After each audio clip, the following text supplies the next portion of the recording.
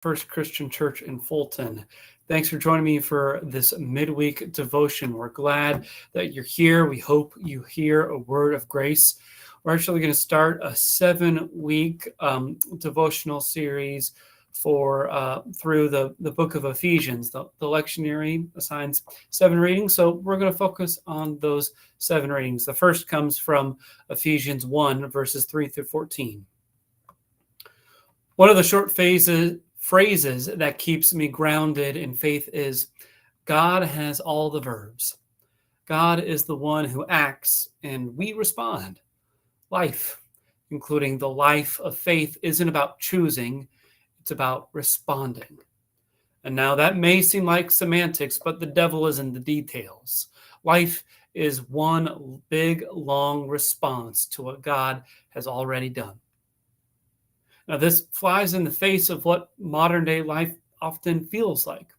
We're told that we are the masters of our own lives, that we are the captains of our own ships, and that we get to choose who to be, what to do, where to go. Life is defined by choice. And on the one hand, this modern idea can be incredibly freeing. It can be a shot of adrenaline to be free of the shackles of expectation. Many a teenage rebellion has been sparked by parents who refuse their kids an opportunity to choose anything. And freedom, when you've experienced anything but, can leave you feeling like Andy Dufresne in Shawshank Redemption after he crawled through the sewage pipe to escape his unending and unjust imprisonment. Arms wide open to the cleansing rain in a posture of praise and worship. Choosing feels holy when you haven't been allowed to. But then there is the terror of the choice.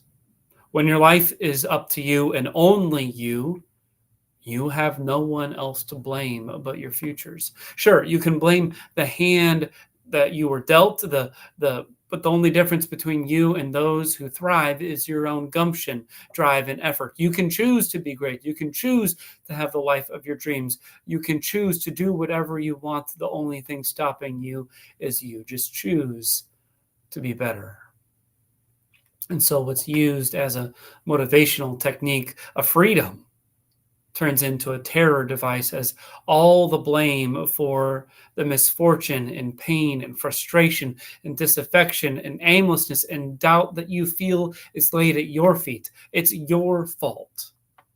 At some point, you didn't choose right. But there is a different way to live, one where not everything is up to us, where our lives just aren't a series of choices and we have to live with the consequences. It's a life where God is the subject, has all the verbs, and we are the direct objects of those verbs. If you don't care about grammar, and let me be honest, I didn't care about grammar. Another way of thinking about it is God is the main character in life, not us. This is never more true than in Paul's opening blessing to the Ephesians. Paul opens up the letter with a blessing, a beatitude, calling on us to bless God. But that blessing, that praise, that thanks is a response to what God has already done. He lists off a cavalcade of verbs. God blesses, chooses, ransoms, pours, reveals, plans, gives, calls, speaks, and seals you. It's a parade of action on behalf of us, on behalf of you. God is the one who acts first, and we respond to God's work in our lives. Life is one big, long response to the thing God has done. And He has already done a lot for you.